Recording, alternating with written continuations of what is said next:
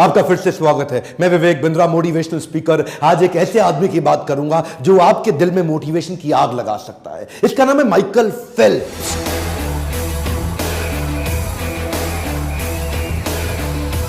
शायद आपने ज्यादा ना सुना हो, पर आपको इतना बता दूं कि पृथ्वी के इतिहास में किसी भी गेम में, किसी भी साल में, किसी भी देश में, किसी भी प्रकार से इससे ज्यादा मेडल दुनिया में ना कोई जीत सका और आसानी से जीत भी नहीं पाएगा। 7 साल की छोटी उम्र से स्विमिंग सीखना शुरू किया, इतना फोकस, इतना एब्जॉर्ब कि 10 साल की उम्र तक नेशनल रिकॉर्ड तोड़ दिए। 12 साल की उम्र में अपनी कैटेगरी के अगले नेशनल रिकॉर्ड तोड़ दिए। 15 साल की उम्र में स्कूल में रहते रहते पहला बच्चा बना अमेरिका के अंदर जो ओलंपिक्स तक पहुंच गया। उसके बाद जब तक ये स्कूल में था ना, तब तक अभी लाइसेंस नहीं मिला इसको ड्राइविंग का, लेकिन दुनिया के सारे रिकॉर्ड तोड़ दिए। और जब तक कॉलेज की उम्र में आया, अपने रिकॉर्ड पिछले फिर से तोड़ दिए। देखते ही देखते इस लड़के ने 4 ओलंपिक्स में 28 मेडल जीते।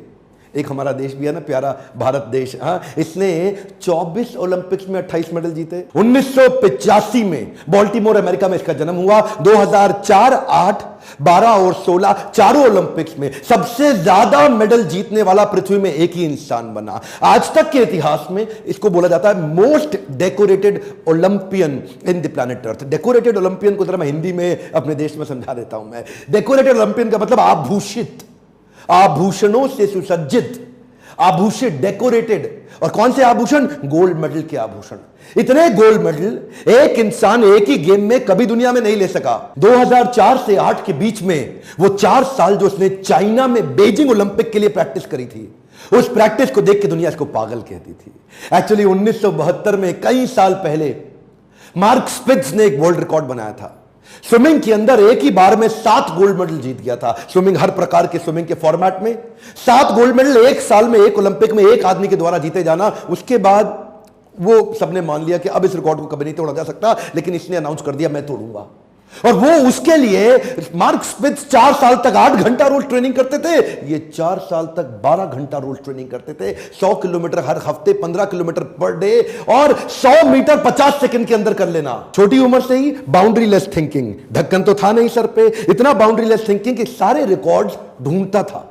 स्विमिंग में जितने भी प्रकार के रिकॉर्ड्स बने हैं उनको सामने पेपर पे लाता था, प्लान करता था और उस रिकॉर्ड को तैयारी के साथ तोड़ देता था। उस रिकॉर्ड को तोड़ने के बाद जो नया रिकॉर्ड बनाता उसको फिर से तोड़ देता था, और उसके बाद जो नया रिकॉर्ड बनाता उसको फिर से तोड़ देता था। अपने रिकॉर्ड बना के अपने ही रिकॉर्ड को तोड़ तोड़ के इतने रिकॉर्ड बना लिए कि यह भी एक रिकॉर्ड बन गया कि इतने रिकॉर्ड कोई कैसे बना सकता है। केवल इसके रिकॉर्ड्स बताना इस वीडियो के अंदर मेरा मकसद नहीं है। मैं तो मेरे प्यारे देशवासियों को तैयार कराना चाहता हूं कि वो कैसे ऐसी विचारधारा ला सके, वो कैसे ऐसा थॉट प्रोसेस, ऐसा एटीट्यूड, बर्निंग डिजायर क्रिएट कर सके। इतना आसान नहीं था इसका जीवन।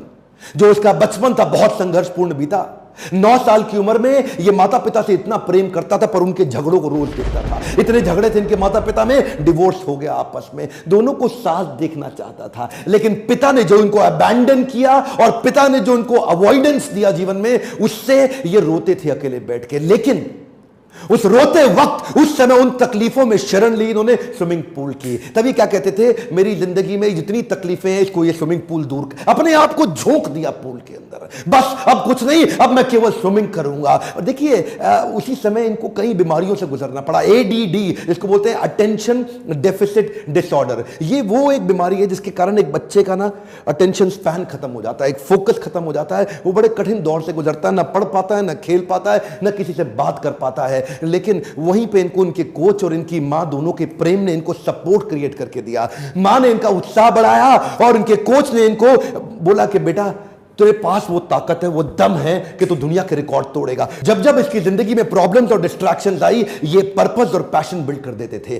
कि जब भी इनको तकलीफ होती थी अपने आप को धक्का मार के पूल में फेंक देते थे। वो जो deep sense of purpose create हुआ, उसने इनको एडिशनल लेयर ऑफ इंस्पिरेशन और मोटिवेशन क्रिएट करके दी। ये जो additional layer of inspiration and motivation है, इस डीप सेंस ऑफ पर्पस से मेडल जीतने के बाद इन्होंने खुद माइकल फेल्प्स फाउंडेशन की तैयारी करी। बोले जिस स्विमिंग ने मुझको वापस खड़ा किया वो मैं पूरी दुनिया को देना चाहता हूं। केवल मेडल जीतना मेरा पर्पस नहीं, बल्कि स्विमिंग को लोगों के जीवन जीने के तरीके में डाल दूंगा। अपना पैसा जो कमा के लाते थे उसको अपनी एनजीओ में डालते थे, ताकि इस प्रकार से स्विमिंग का फायदा बाकी दुनिया को भी मिल सके। इनके मन के अंदर ना इच्छा होती थी टू अचीव द अनअचीवेबल।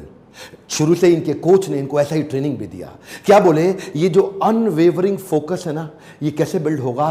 कान के अंदर हेलमेट में ईयरफोन लगा के सामने गॉगल्स पे न लेफ्ट देखना है न राइट देखना है, अपनी लेन के अंदर अनवेवरिंग फोकस, ना इधर ना इधर, सामने इनके। अच्छा, तब इन्होंने अनाउंस कर दिया कि मैं मार्क स्पिच का रिकॉर्ड तोड़ूं। इसके कॉम्पिटिटर इयान थॉर्प ने इसका बहुत मजाक उड़ाया एक्चुअली, क्योंकि एक साल के अंदर 7 गोल्ड मेडल से ज्यादा एक ही बार में जीत जाना ये वास्तव में चुनौतीपूर्ण तो था, लगता था असंभव है, और मजाक भी इनका बहुत उड़ाया। लेकिन इन्होंने क्या किया, the negative annotation by competition will become his motivation. ये क्या कहते थे, तुम मेरी जितनी बेइज्जती कर रहे हो वो मुझे फ्यूल अप कर रहा है, वो मेरे लिए पेट्रोल की तरह, एक फ्यूल की तरह काम कर रहा है मेरी एनर्जी को बढ़ाने के लिए। ये अपने आप को ना ऑटो सजेशन देते थे, आत्म सुझाव, let's get ready for unachievable, come on come on come on, let's get ready. ये हर बार अपने आप को सुझाव देते थे, पॉजिटिव इंस्ट्रक्शन के, अनवेवरिंग माइंडसेट, हां let's get ready, come on come on come on come on, जोर से अपने आप को बोलते थे लेट्स गेट रेडी। 2004 में 6 मेडल तो जीत गया था,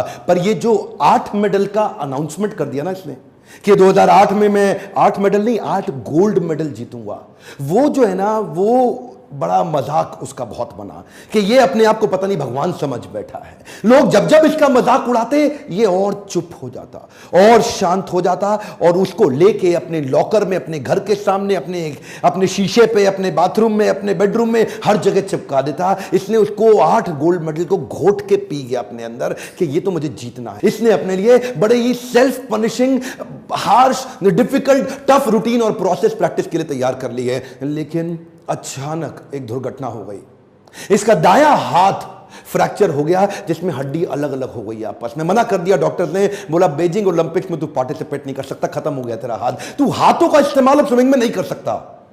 इसका तो दिमाग हिला हुआ था, बोला मैं अनाउंस कर चुका हूं, मेरे को तो बीजिंग ओलंपिक जीतना ही जीतना, और जीतना नहीं है 8 मेडल नहीं 8 गोल्ड मेडल चाहिए। लेकिन वो जो हाथ टूट गया, सबने बोला पागल है क्या, अगली बार अगले ओलंपिक्स में कर ले, जिंदा रहेगा तो करेगा ना। अच्छा, सोल्यूशन और पॉसिबिलिटीज पे इतना फोकस करता कि मन ही मन इसको एक आइडिया आया। ये डॉक्टर्स को और भगवान को धन्यवाद किया, बोला अच्छा हुआ मेरा हाथ टूट गया, अब मैं अलग प्रकार की प्रैक्टिस करूंगा, 1 साल तक केवल पांव से स्विमिंग करूंगा, वो प्रैक्टिस अपने पांव को चलाने की स्पीड पे कर डालूंगा जो कोई और नहीं कर पाता। क्यों? क्योंकि उसके साथ में हाथ भी चलता है। इसने अपने पांव से स्विमिंग कर करके इतनी एक्स्ट्रा मजबूती ला दी कि जब तक इसका हाथ रिकवर हुआ इसकी स्पीड को कोई मैच ही ना कर पाए, और वो हाथ टूटने के बावजूद बीजिंग ओलंपिक्स में ये उतरा, एक के बाद एक ये रेस जीता चला गया, हर एक में गोल्ड मेडल मिलता चला गया। और इसी के बाद आया 200 मीटर का बटरफ्लाई।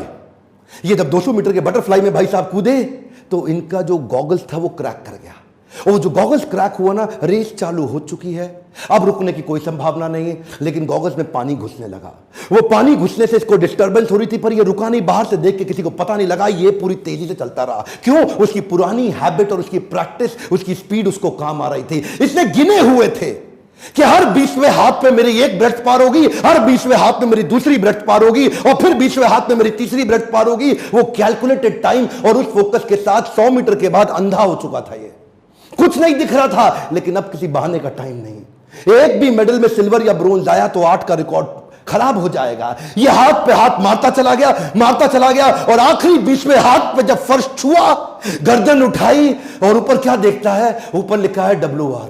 क्या? WR का मतलब है वर्ल्ड रिकॉर्ड।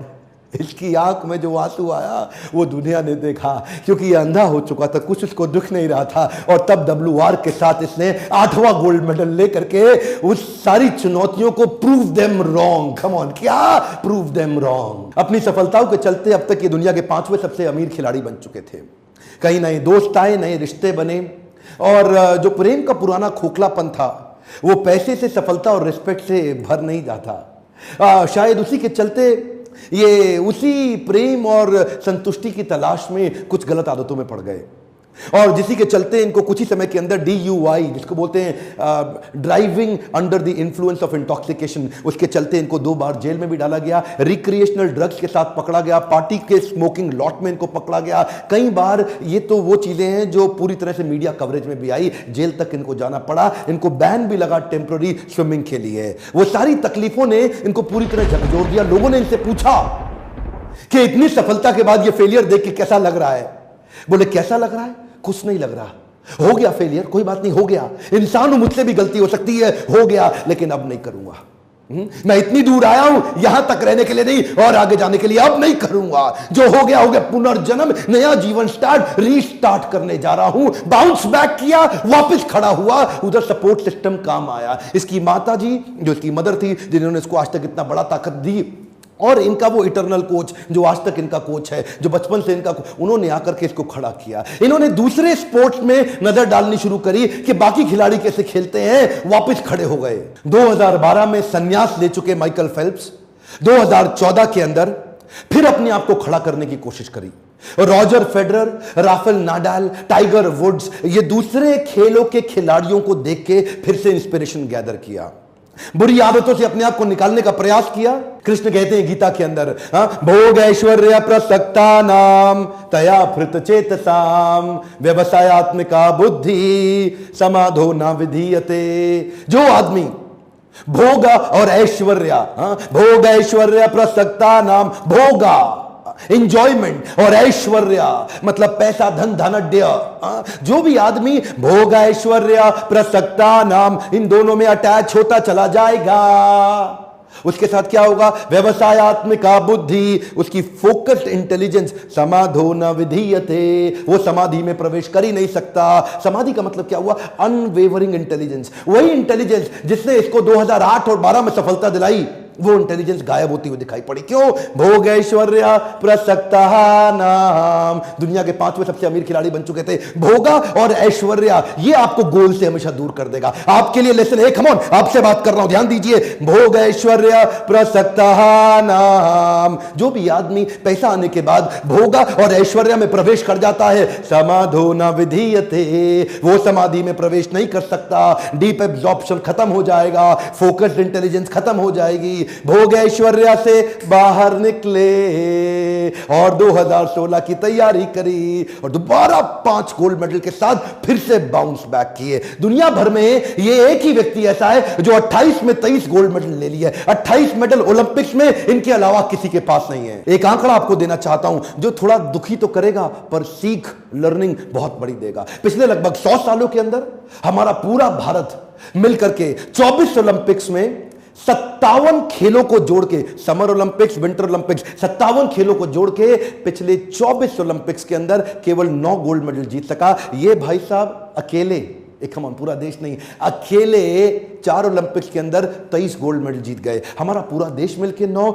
ये अकेला 23 गोल्ड मेडल। इसमें और हमारे में एक कॉमन चीज है, वो क्या है, हमारे भी टोटल 28 मेडल हैं, इसके भी टोटल 28 मेडल हैं, लेकिन इसके 28 मेडल में 23 गोल्ड हैं और हमारे 28 मेडल में केवल 9 गोल्ड हैं। ये पूरा देश मिलके इसकी एक आदमी की बराबरी नहीं कर पा रहा। आपको एक माइकल फेल्प्स का सारांश में मैसेज दे दूं, सैटरडे हो या संडे, हॉलीडे हो या बर्थडे, क्रिसमस डे हो या एनी डे, साल में 365 दिन और लीप ईयर में 366 दिन, 12 घंटे का ट्रेनिंग रोज करना है।